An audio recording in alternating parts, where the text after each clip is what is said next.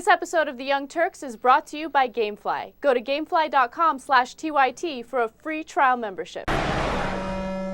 Sarah Palin goes on Fox News Channel with Greta Van Susteren, and she's, of course, going to disagree with President Obama's policy in Libya.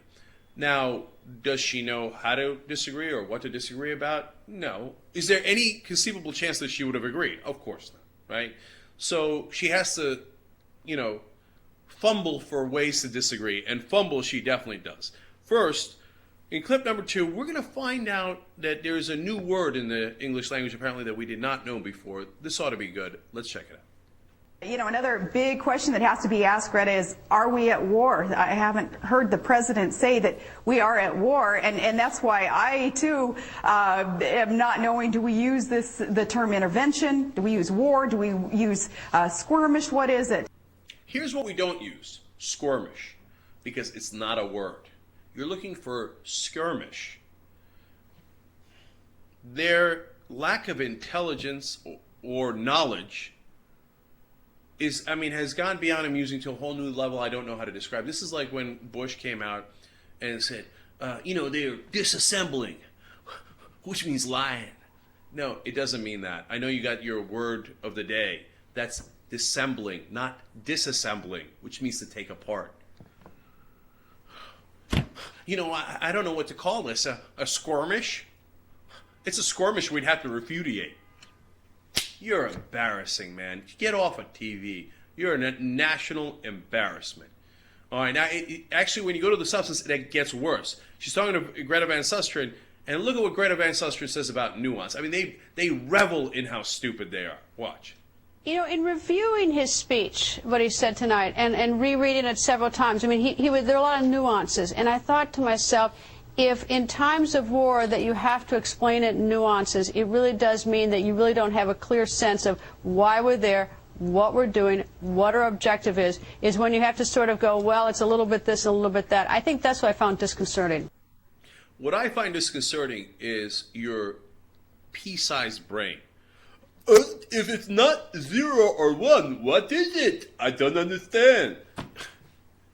Yeah, there's nuance in the world. The world is filled with nuance. If you're so stupid that you can't do nuance, you're like, I have to have a clear answer one way or another. Is it on or is it off? Is it war or is it not war? I can't understand it because I'm so stupid. Well, then I can't explain it to you because you lack the proper intelligence to understand a complicated situation. Here they are, flat out saying, I don't know if it's complicated and the answer is somewhere in the middle. We just can't grasp it. Pathetic. But if you think that's pathetic, we're going to go back to Sarah Palin. And she is going to give an inexplicable little speech about the North Star. Let's see if we can decipher this together.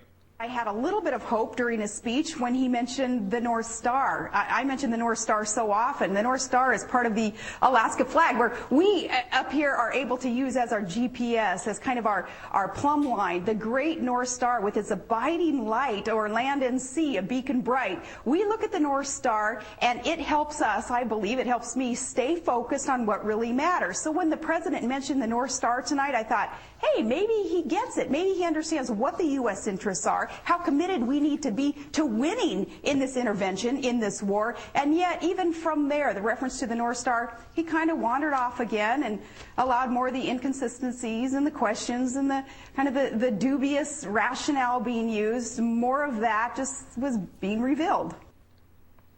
What? Yeah, Little John, what? So instead of having an intelligent conversation about, hey, where do the rebels stand? How far should we go with our allies? Should it be a no-fly zone? Should it be a no-drive zone? She's like, well, when he mentioned the North Star, I thought he was onto something. I love the North Star. And then she had what was that, a poem in the middle?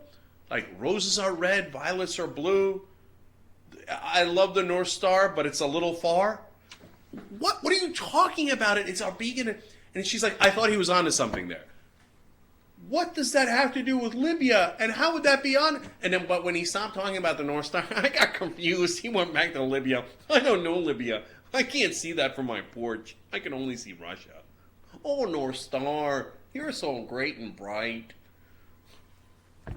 Come on, man. If you're a Republican or a conservative, you got to be embarrassed by this. This is your idea of leadership? Oh, I feel terrible for you. I feel terrible for the whole country that we're having serious debates with goofballs like this. Cenk, people don't know this about me, but I'm an underground gamer. You are. I love to play video games. Well, then you're going to love our new sponsor, Gamefly. They're the largest online video game rental service in the world. 7,000 titles, new and classic. Also, no late fees, no due dates. Shipping's always free. Go to gamefly.com/TYT for a free trial membership.